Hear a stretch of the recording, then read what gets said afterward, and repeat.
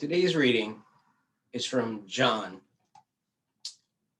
chapter 1, verses 43 to 51. The next day, Jesus decided to leave for Galilee. Finding Philip, he said to him, "Follow me."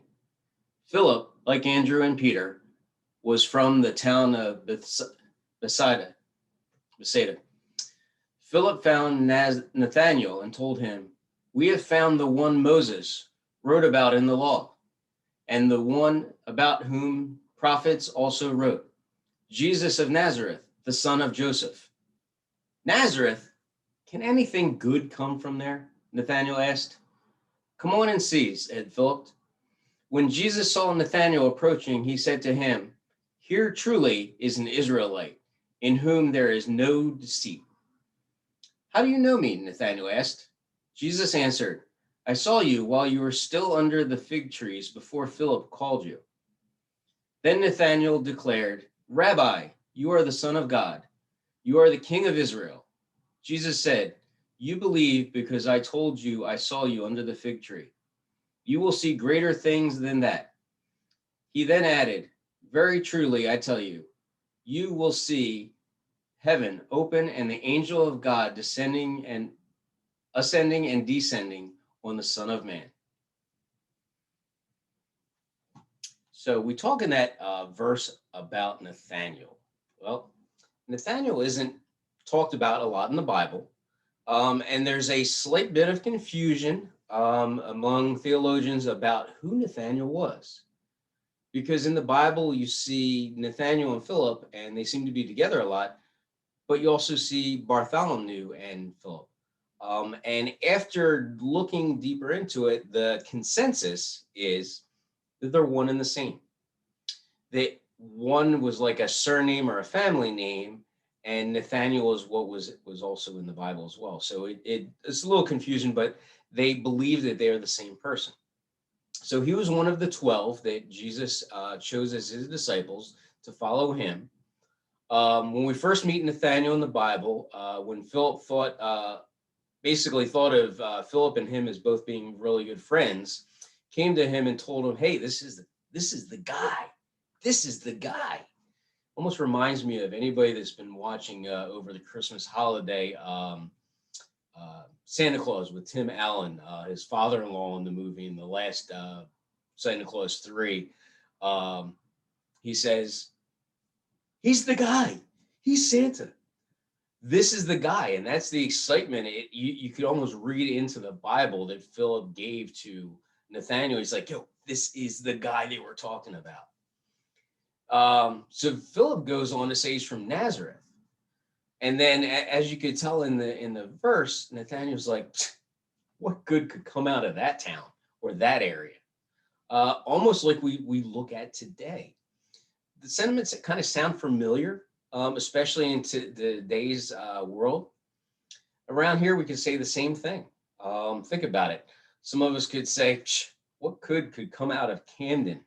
Or what good could come out of Philly? I mean, think about both towns. Both towns have let's say a reputation for not necessarily being the nicest of communities. And let's look at Camden. Um, Camden, you go online, and when you go online, we both know already, we know that both towns or both cities already have high crime. When you just Google Camden in there, up pops the 10th most dangerous city and the number one poorest city in America. So right there, just listening and looking at your Google search, it's telling you these aren't the nicest places. And that was just Camden we're talking about. 10th most dangerous city in the country. We're not just talking the area here, we're talking the entire country. And the first or number one poorest in the country. So definitely not giving you warm fuzzies about Camden. And some of us either have been there, been around the area, know that some areas are good, some areas are bad. And literally, as you do the Google searches, it tells you the good parts and the bad parts of that city. I have heard, though, from my grandmother and from other people, Camden used to be a thriving, really great community, and unfortunately went downhill. Would you be surprised to know, though, in this harsh city, this maybe not so great area that maybe you might not want to live or visit even, that some well-known people came out of there? Now, not right in Camden, but right next door in Collingswood, Michael Landon, Little House on the Prairie, Highway to Heaven, I think that's what it was called, series that they had. He came out of Collingswood, right next to it. So you figure if Camden wasn't that great, areas right next there probably weren't the greatest either. Camden is also home to a one Tasha Smith. Now, I personally wasn't aware of her, but after reading, she was born and raised in Camden by her mother and her twin sister. Her sister must have been like that first one out like a minute before, so she acted like her mother, kind of like Frankie's going to do to Emily. That she starred in three different major motion pictures. Again, sorry to say, I haven't read them or haven't seen them. Though it is interesting because one is called Why Did I Get Married? The other one is Why Did I Get Married Too? And then the last one was For Better or Worse. Now, I'm sure she's done other videos, but apparently marriage was the focus of these various movies when she was doing them. But a famous actress came out of Camden, born and raised. The list of famous people that were born in Camden also includes a business executive, a TikTok star. For those of you not as familiar with TikTok, if you watch the news, they're a more controversial social media platform. We also have actors, wrestlers, children's authors, gospel singers, and game show hosts. And the list goes on and on. So even out of this 10th most dangerous city in the world, this number one poorest city in the world, or in the country rather, comes these shining lights. So not bad for the poorest and the most dangerous city in the world, or the 10th dangerous city in the world. So let's go over to Philly. We don't want to pick just on New Jersey. We want to be equal opportunity. They are dealing with right now this year, or I'm sorry, last year, one of the highest on record homicides. They have a new police commissioner, or newer police commissioner, and others that are being called to the carpet because of this high homicide rate. Of course, there's finger pointing, all that good stuff, but we're not in here for the politic end of it. We're just in the overall view of Philadelphia isn't necessarily the nicest. Anybody that's driven around Philly, again, just like Camden, you have some good spots, the historical landmarks and such, and then you have some other areas not as nice. One of the most dangerous cities in the world, it's listed as. But even with the areas that are poor, the homeless encampment that they had and they were dealing with last year, and all the other things that the city, again, doesn't look as great for, out of that came a bunch of actors and actresses and other well-known figures. Will Smith, Kevin Hart, Grace Kelly, Richard Gere, Bob Saget, was it Full House and the World's Funniest Videos, Jack Klugman, General George McClellan, very famous general, a couple of forts, at least one fort or base named after him. The probably beat all end all, Betsy Ross, even though I also live with her because Jen sews great. I don't know if Betty could show she could show Betty how to sew better. Kevin Bacon and James Bond. James Bond. No, not Roger Moore, not Sean Connery, not Daniel Craig. James Bond was his actual name, and he was an ornithologist. For those of you who don't know what an ornithologist is, like I didn't, It is a person that observes birds and understands their behavior and behaviors of birds. So they're a bird enthusiast. So it wasn't the guy that went over against Mr. No or Dr. No. So we have a gut instinct when we look at whether it be these cities or situations that occur that might not be normal. Um, I'm sorry. Um, so as we're talking about these cities, we have these gut instincts when you hear Philly, when you hear Camden, and they're not necessarily good. And as Nathaniel pointed out to Philip, he's like, what good can come out of this area? What good can come out of Nazareth? And what comes out of Nazareth but the Son of God? You can't get better than that.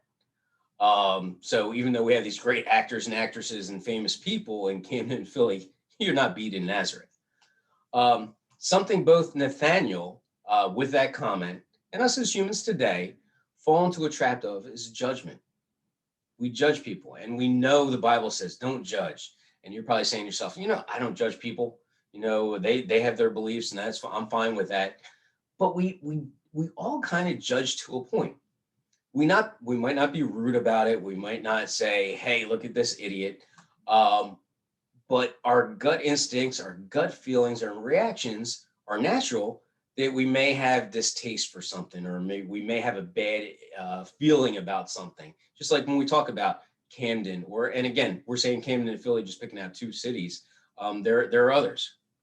So we get that gut feeling, and even though we might not act upon it, we still have that gut feeling, that reaction, those emotions. So we both have that. We have that consciously and subconsciously. Hopefully, we're not acting upon them, we're controlling them, but we do have them.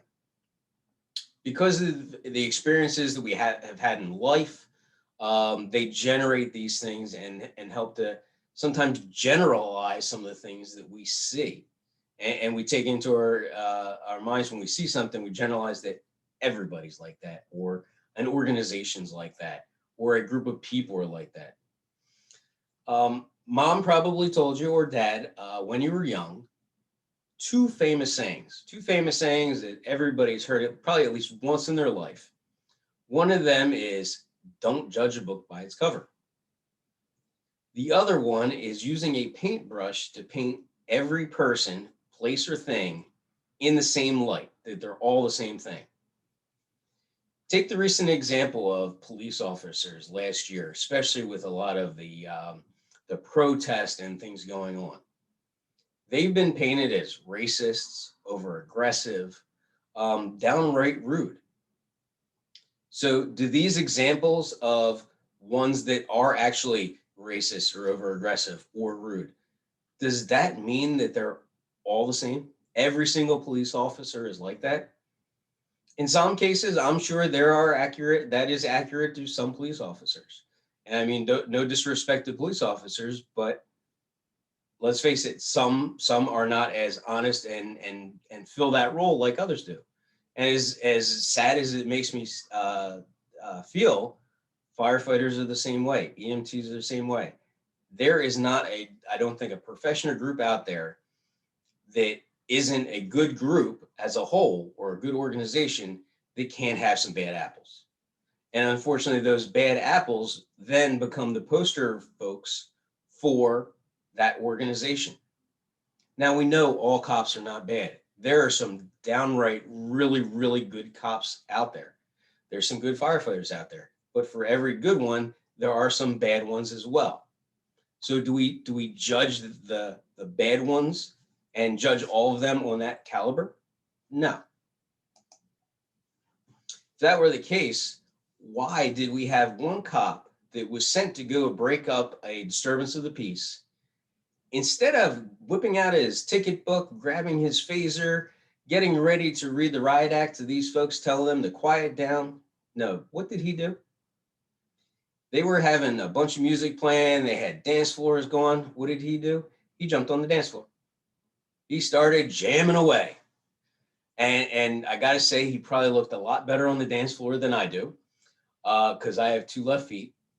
Thankfully, I got Jen to balance that out, and we took a lesson or two for our wedding. But as far as dancing, he was doing a heck of a lot better job than I did. So if all cops are bad based upon what certain things we either see or experience or see on TV or online, if they're all bad, what was he doing? He came in, he chimed in with the fun. He let them know afterwards, hey, listen, we had a complaint. You got to simmer it down a little bit. But he didn't go in with this attitude of, hey, you know what? Here's your ticket. We'll see you later.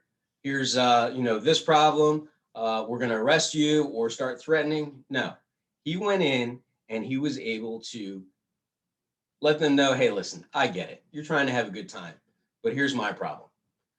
We have a disturbance. We had a complaint, and you need to, take it down a notch. All right, do me that favor. So because he did that, this great gesture of concern and understanding paved the way for him to have a nice, peaceful, and courteous and respect gain for both of the first the law enforcement person, but also the people that were enjoying themselves. Now, let's talk about cops. And by no means am I picking on top cops. I enjoy having good fun with them when we're intermixed with emergency services and on calls and stuff. But there was one call where I did have a bad experience with a cop. I We went for a motor vehicle accident where somebody was thought to be trapped in the car. I was the person in charge. We pull up with the engine. I told my driver where to put the engine. I went out to go investigate and see what we're going to need.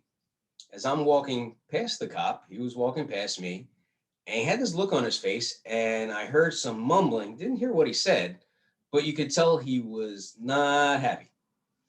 So I go over and I see what we got, and I tell my guys what they need to do, and we start, doing what we have to do. And we realize it's going to be quicker. This person really isn't trapped. We can get them out really easy. This will be a quick deal. Great. So I go back, and as I'm passing the cop again, I said, "Hey, listen, we're going to be out here in a little bit." And to that, I got license, registration, insurance card. And I'm just like kind of blown away. I'm like, what do you, I'm sorry? What were you thinking? Park your fire truck anywhere? Blocking traffic? Blah, blah, blah. I'm like, are you kidding me? We're here trying to help somebody out, and you're giving me grief about where I parked the fire truck? So that obviously escalated a little bit. Um, we got it squared away, and nobody went away in handcuffs, thankfully. But obviously, kind of a bad experience for me. And you know what? If I was to say, you know what, all cops suck. This guy tried to give me a ticket.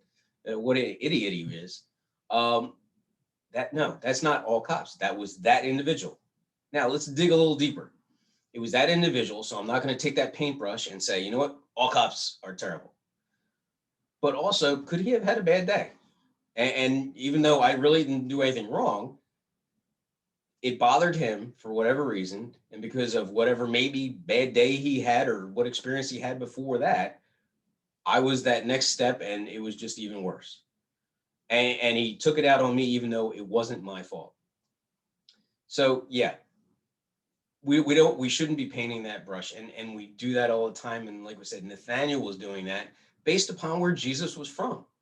He never even met the guy, never met the guy, and assumed because he was from this town, he couldn't be any good. And again, to take that step further with my personal experience, well, let's just say I may have been in an accident, same town, and cop comes up, and I'm like, great. He comes up, he looks at my vehicle, looks at the other person's vehicle, says, dude, you realize he hit you, you didn't hit him. And I'm here like, well, I'm not sure how you determine that. All I remember is I thought I looked both ways, and I hear bang. And I was like, great, because I was also in the company car, so it wasn't a good thing. He's like, oh, no, no, he hit you. You can tell here. Look at this. He's here defending me. So we went from, I'm going to write you a ticket. I'm mad where you parked your fire truck to, hey, I'm going to defend you. Different cop. But again, we shouldn't be painting or having that judgment in there about, oh, everybody's like that. And heaven knows, and in my reports, when I do some of the annual conference reports, at least two reports, I believe, I've had cops pull me over because I thought I was an angel. Yes, not because I had the halo, but because I had the wings and I was flying really low under the radar. Yeah, I may have a lead foot and I may have been pulled over uh, twice going down to Wildwood for the convention. Again, not having a bad experience. I knew I was wrong. I admitted it. What did they do? Here's a seatbelt ticket. Okay, you know what? Don't go as fast. Slow down. So again, I've had for that one bad experience, it doesn't make all the rest of the cops bad. Now, are there other bad cops out there? I'm sure. Are there other bad firefighters out there? I am absolutely sure. Are there other occupations where you have bad apples? Absolutely. But that doesn't mean we paint that picture like Nathaniel did. And the list of good and evil could go on and on, on and on. Caregivers abusing those they're caring about, while others walk the extra mile about caring for the people that they're there and go above and beyond what they need to do. Those who cheat people while they're conducting transactions, or others returning money that they know doesn't belong to them. Again, taking those individuals and either reading the book by its cover and saying, you know what, everybody that's in between these pages, yeah, they're bad folks. It's in these moments where we might see that evil that is sometimes imprinted in our minds. And again, because of those experiences we have another one similar with same players maybe, and we say, oh, great, it's going to be like this. It gets imprinted in our minds that all these groups, these organizations, the race, these genders, they're all the same because one person is like that. And we know that really isn't true. I mean, deep down, we really know that. But in the heat of the moment, with all the emotions flowing, we're like, oh, yeah, these people suck. And that's not the case. And we really know that. We do. We may have that gut instinct or feeling when that situation occurs again. And that I think is normal. But it's the way we react to that that makes us what God wants us to do. It may be a challenge God's giving us that, you know what, you had this bad situation. I want to make sure that you know that, you know, it's not everybody's like this. But we need, in those times, we need to take a pause, catch your breath, and before we, you know, go to the attack, you know, the adrenaline starts pumping in you, your heart's pounding away, and you're ready to attack. That you take that breath and say, wait a minute, you know what? I'm not going to judge this book by its cover. I'm going to read the contents. I'm going to find out why this person is this way. Is it just because they lost their job? Is it because they just had some bad news given to them? Don't just jump in because again, we're talking about one individual and painting a whole group that way. But how about that one individual? Maybe that one individual isn't even that bad. Have we not had bad days? And then because of those bad days, any little thing that might just irritate us this least little bit, and it might be completely trivial, we end up blowing it up into this big mountain. We all have that. I want to give you an example of this one situation where there was this man. His name was James, who had bitterness towards a specific race.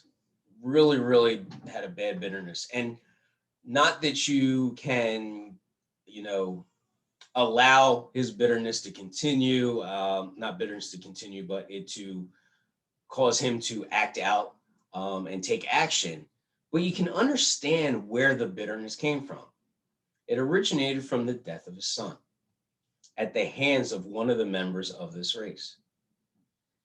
Years later, he found himself being ordered to escort a delegation of members of this race to a peace conference. Now, these people, again, as you heard me say that, these people is what he was thinking in his mind, members of this race, not the ones that killed his son, but members of the race of the person who killed his son. He now had to take this peace conference. Now, can you imagine what he was feeling? Yeah, right. Peace with these people.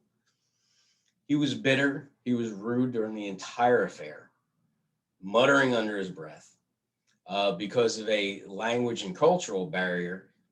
He probably thought he was getting away with the comments and stuff that he made. But you know what?